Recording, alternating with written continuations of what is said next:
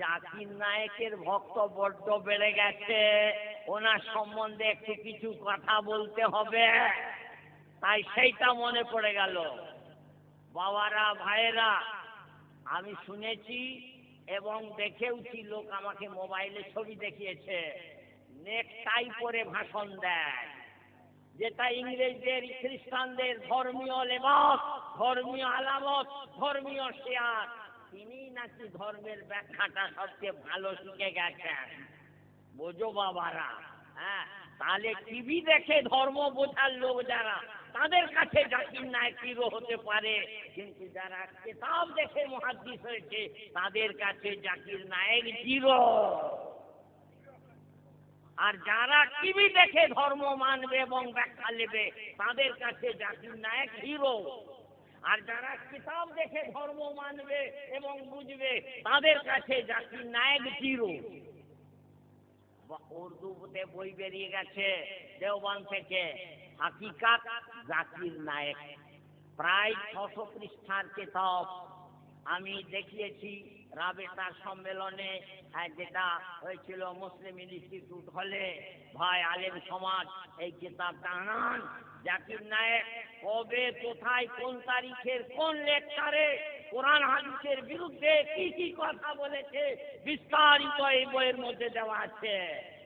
বা সে 500-600 পৃষ্ঠার বই, সেটা আপনার পুরোটা বাংলা করার মতো এখন আমাদের সময় সুযোগ হয়নি।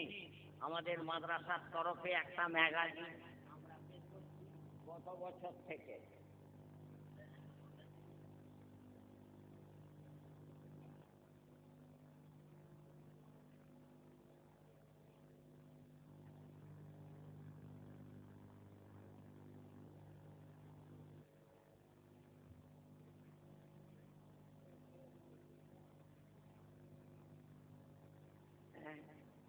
কোথায় রাখলাম তো,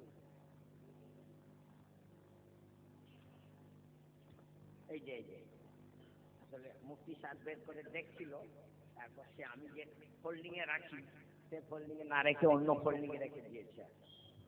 এটা হলো আল মাযাহিব, আমাদের মাদ্রাসার নাম মাযাহিবুল উলুম, সেই জন্য আমাদের বার্ষিক ম্যাগাজিনের নাম আল মাযাহিব। এটা সম্পাদক হিসাবে আমার নামটাই সব শিক্ষকরা অনুরোধ করে দিয়েছেন। এবারে সম্পাদককে লেখার সময় জানেন সাহেব বলেন, হুজুর জাকির নায়েকের সম্বন্ধে একটু লিখুন। আমি ওই বইটাকে সামনে রেখে শর্টকাটে একটু লেখা দিলাম। 1 নম্বরে লিখেছি, বুখারী শরীফ 2য় খণ্ড খায়বার যুদ্ধের বয়ানে আছে, একজন লোক এসে মুসলমানদের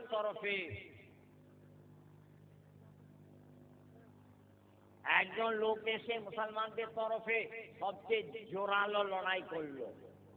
তখন সবাই বললে ধন্য ধন্য ধন্য বীর। হুজুর সাল্লাল্লাহু আলাইহি ওয়াসাল্লাম বললেন, লোকটা জাহান্নামী। সবাই একটু আশ্চর্য হলো। কয়েকজন সাহাবী তার পিছনে নিগরানিতে লেগে গেলেন, এত লড়াই করলো মুসলমানদের তরফে, লোকটা জাহান্নামী। শেষ ফল দেখতে অনেক জায়গায় আঘাত লেগেছিল, আঘাতের জ্বালা সহ্য না করতে পেরে নিজের তারকাশ, যাতে তীর রাখা হয়, সে তারকাশ থেকে তীর বের করে নিজের বুকে, মানে জানের ঘরে মেরে দিল, মানে আত্মহত্যা করলো। তখনই জাহান্নামী হওয়ার প্রমাণটা হাতে কলমে পাওয়া গেল। তখন সাহাবীরা তাঁরা এসে নবীজিকে বললেন, নবীজি যা বললেন সারমর্ম, বাবা আমি তো আল্লাহর রাসূল, আমি তো আল্লাহর ইশারা পেয়ে তবেই তো বলেছি লোকটা জাহান্নামী, আমি তো আর মন গড়া করে বলিনি। যাও এলান করে দাও, লা ইয়াদখুলাল জান্নাতা ইল্লা নাফসুম মুমিনা, ঈমানদার না হলে সে জান্নাতে যাবে না। তার মানে লোকটা আমাদের হয়ে লড়াই করছিল। আমি মদিনার বাসিন্দা, মদিনার লোক হেরে যাবে, তাই লড়াই করছিল।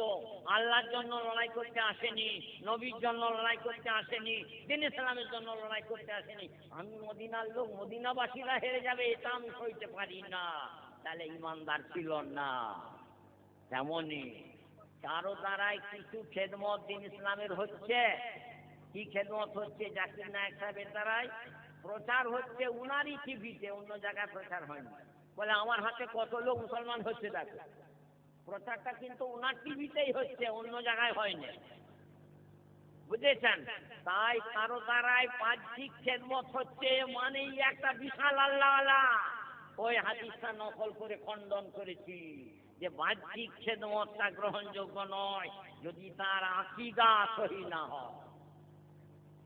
জাকির নায়েক সাহেবের আকীদাটা সহি নয়। কেন? তিনি বলেছেন, ভাই বইটা আমার আর আমভাবে বিক্রি করার মতন কপি ছিল না, বা থাকলেও আমি আর বইয়ে আনতে পারিনি, তাই আমি 4-5 কপি এনেছিলাম।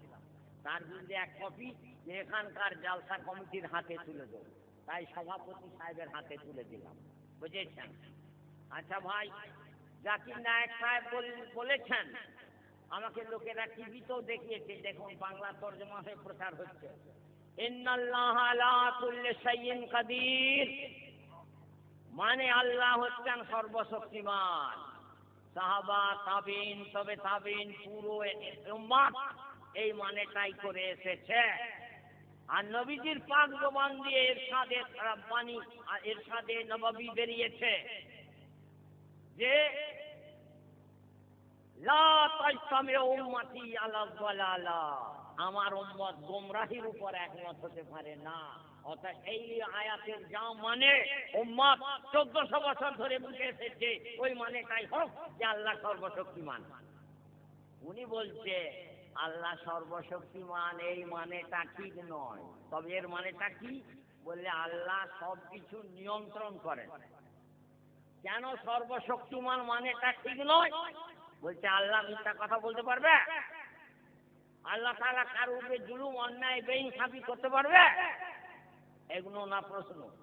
আমাদের জবাব, এবং এইটাই সহি জবাব, আল্লাহ মিথ্যা কথা বলতে পারে, কখনো বলেননি, কখনো বলবেননি।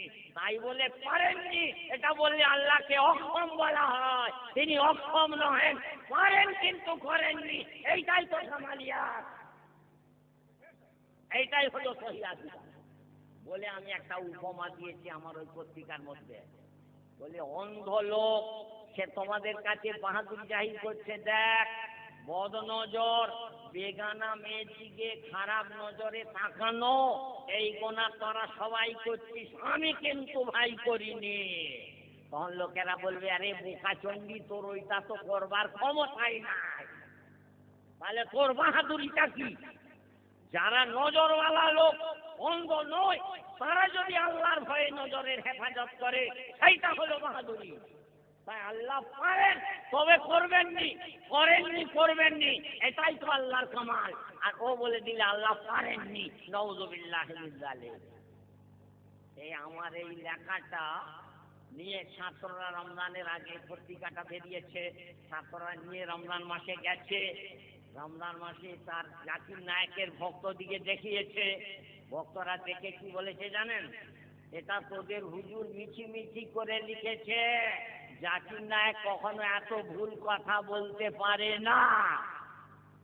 আমাকে ছেলেরা রমজান মাসে ওই এতেকাফে বারুইপুর এলাকার চাকার বেড়িয়াতে ছেলেরা এসে খবর দিল, হুজুর জাকির নায়েকের ভক্তরা এই কথা বলছে, তুই গিয়ে বাড়ি ফিরে ঈদ তো পড়তে যাবি বাড়িতে, তাদের বলবি আমাদের হুজুর মিছিমিছি জাকির নায়েকের নামে অপবাদ দিয়ে বই লিখেছে, মানহানি মামলা করতে বলবি। আমি যদি প্রমাণ না পেশ করতে পারি, জেল হবে, হাজত হবে, জরিমানা হবে। আর যদি ওরা মামলা না করতে পারে, তার মানে নিশ্চয়ই জাকির নায়েক ওই কথা বলেছে বা লিখেছে। তেমনই আমাদের বইয়ে লেখা আছে, বাবা সেই বই